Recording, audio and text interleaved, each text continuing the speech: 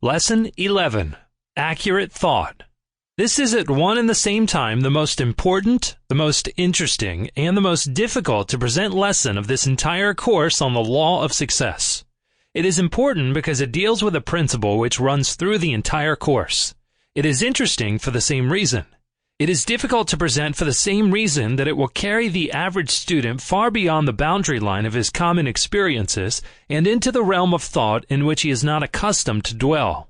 Unless you study this lesson with an open mind, you will miss the very keystone to the arch of this course, and without this stone you can never complete your temple of success.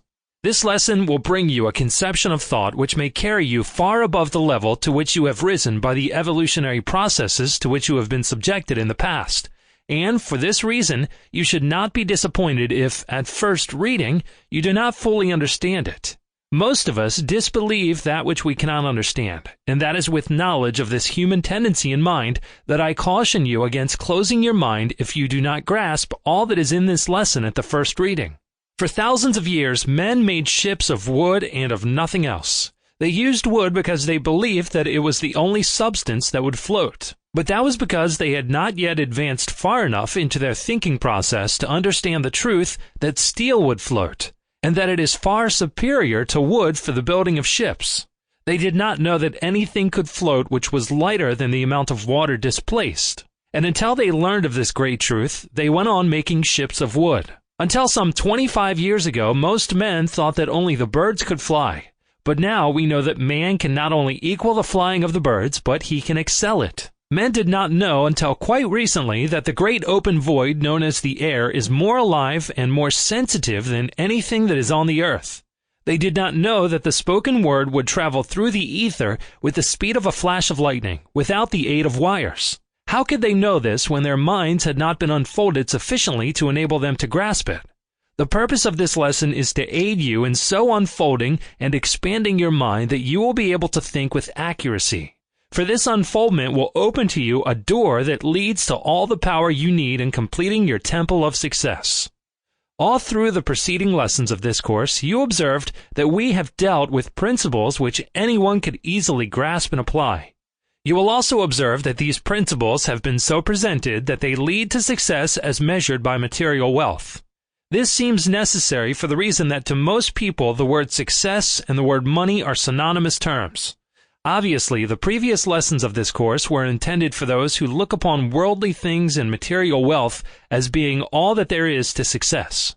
Presenting this matter in another way, I was conscious of the fact that the majority of the students of this course would feel disappointed if I pointed out to them a roadway to success that leads through other than the doorways of business and finance and industry.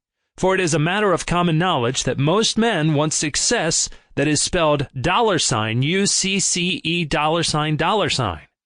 Very well. Let those who are satisfied with this statement of success have it. But some there are who will want to go higher up the ladder in search of success which is measured in other than material standards. And it is for their benefit in particular that this and the subsequent lessons of this course are intended. Accurate thought involves two fundamentals which all who indulge in it must observe. First, to think accurately, you must separate facts from mere information. There is much information available to you that is not based upon facts. Second, you must separate facts into two classes, namely the important and the unimportant, or the relevant and the irrelevant. Only by so doing can you think clearly. All facts which you can use in the attainment of your definite chief aim are important and relevant. All that you cannot use are unimportant and irrelevant. It is mainly the neglect of some to make this distinction which accounts for the chasm which separates so widely people who appear to have equal ability and to have had equal opportunity. Without going outside of your own circle of acquaintances, you can point to one or more persons who have had no greater opportunity than you have had, and who appear to have no more, and perhaps less, ability than you, who are achieving far greater success. And you wonder why. Search diligently and you will discover that all such people have acquired the habit of combining and using the important facts which affect their line of work. Far from working harder than you, they are perhaps working less and with greater ease. By virtue of their having learned the secret of separating the important facts from the unimportant, They have provided themselves with a sort of fulcrum and lever. Sample complete. Ready to continue?